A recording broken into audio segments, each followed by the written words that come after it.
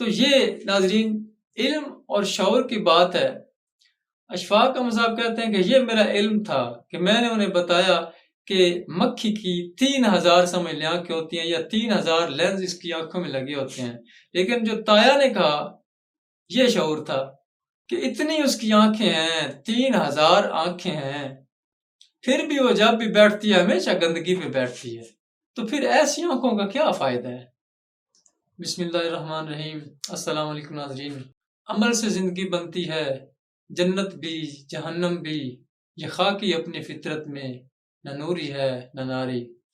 ناظرین میں بات کرنے جا رہا ہوں علم اور شعور کے حوالے سے، علم اور شعور میں کیا فرق ہے، اور کیا علم جہالت کا سبب ہے؟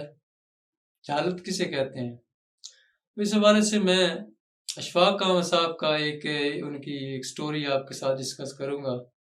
وہ لکھتے ہیں کہ میں نے تایا سے کہا، تایا سن، میں تمہیں ایک بڑے کام کی بات بتاتا ہوں۔ وہ بڑے تجسس سے میری طرف دیکھنے لگے۔ میں نے انہیں بتایا کہ یہ جو مکھی ہے نا، جس سے بڑا حقیر اور معمولی خیال کیا جاتا ہے، یہ دیکھنے اور بینائی کے معاملے میں تمام کیڑوں سے تیز ہوتی ہے، کیونکہ اس کی آنکھوں میں 3000 محدب لینز یا شیشے لگے ہوتے ہیں، اور یہ ہر زاویے سے دیکھ سکتی ہے۔ یہی وجہ ہے کہ آپ جس طرف سے بھی اس پر حملہ آور ہوں، یہ اڑ جاتی ہے۔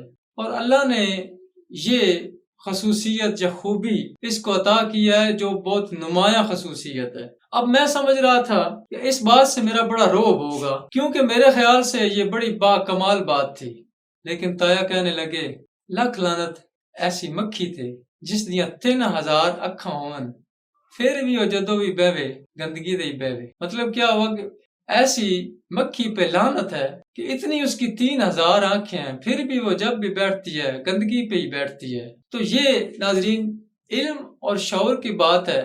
اشفاق احمد صاحب کہتے ہیں کہ یہ میرا علم تھا کہ میں نے انہیں بتایا کہ مکھی کی 3000 سمجھ لیں آنکھیں ہوتی ہیں، یا 3000 لینز اس کی آنکھوں میں لگے ہوتے ہیں، لیکن جو تایا نے کہا یہ شعور تھا کہ اتنی اس کی آنکھیں ہیں، 3000 آنکھیں ہیں، پھر بھی وہ جب بھی بیٹھتی ہے ہمیشہ گندگی پہ بیٹھتی ہے، تو پھر ایسی آنکھوں کا کیا فائدہ ہے؟ یہی مثال آج کل آپ علم کے حوالے سے اگر کہیں تو ایسے علم کا کیا فائدہ جس میں عمل نہ ہو؟ اور میرے خیال سے ایسا علم جس میں عمل نہ ہو وہ بہت نقصان دہ ہے۔ ناظرین اگر آپ غور فرمائیں، تحقیق کریں کہ ابو جہل کو جاہلوں کا باپ کیوں کہتے تھے، حالانکہ اور بھی تھے جو منکر تھے رسالت کے، لیکن ابو جہل کو جاہلوں کا باپ یا اس کو یہ لقب یا خطاب کیوں دیا گیا کہ وہ جاہلوں کا باپ ہے، بہت بڑا جاہل ہے؟ کیوں؟ وہ اس لیے کہ وہ جانتا تھا کہ آقا کریم صلی اللہ علیہ وسلم سچے نبی ہیں، اس کو یقین تھا اس بات کا، لیکن وہ مانتا نہیں تھا۔ وہ سوچتا تھا کہ وہ خیال کرتا تھا کہ اگر میں آپ صلی اللہ علیہ وسلم کو نبی مان لوں گا تو میری بادشاہی جاتی رہے گی، میرا رعب اور دبدبہ جاتا رہے گا۔ اس رعب اور دبدبے کو وہ مطلب ہے کہ فوقیت دیتا تھا، برتری دیتا تھا اس بات پہ کہ وہ آقا کریم صلی اللہ علیہ وسلم کو نبی مانے۔ علم تھا، اسے جانتا تھا کہ میں غلط ہوں اور آقا کریم صلی اللہ علیہ وسلم برحق نبی ہیں، لیکن وہ پھر بھی انکار کرتا رہا، اور اسی وجہ سے اس کو ابو جہل کا لقب دیا گیا یا ابو جہل کہا گیا۔ ناظرین علم ہونا بہت اچھی بات ہے، لیکن علم ہوتے ہوئے اس پہ عمل نہ کرنا، عمل نہ ہونا، یہ بہت بری اور میرے خیال سے جہالت کا سبب یا جہالت ہی یہی ہے۔ آپ اگر دیکھیں نا، باہر کہیں آپ چلے جائیں گاؤں میں دیہاتوں میں، تو ہم عام طور پہ کہتے ہیں کہ جی ان پڑھ لوگ جو ہوتے ہیں نا وہ جاہل ہوتے ہیں۔ یقین کریں وہ جاہل نہیں ہوتے۔ جاہل آپ کو پڑھے لکھے ملیں گے جو ان کے پاس علم بھی ہوتا ہے، پھر بھی وہ جانتے بوجھتے غلط کام کرتے ہیں، سب کچھ پتہ ہوتے ہوئے بھی۔